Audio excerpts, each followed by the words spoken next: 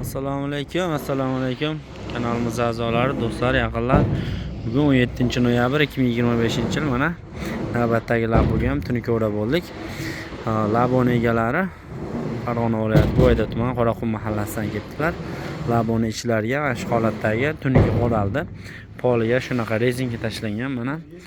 Mana bu joylariga konteyner pollar qo'yilgan. Bu narsalar asliga tegadigan bo'lsa bukilmaydi.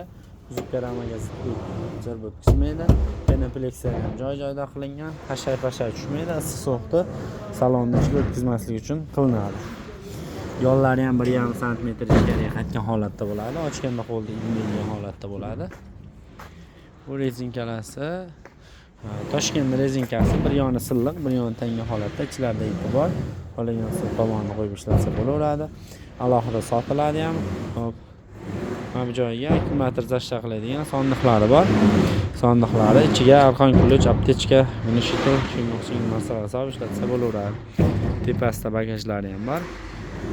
Shunaqa xizmatlar kerak bo'lsa, bemalol ekrandagi raqamlarga telefon qilaverasizlar. Manzil Farg'ona viloyati Bag'dod tumanida. Kuzatishda davom etasiz. Sog' bo'lasiz.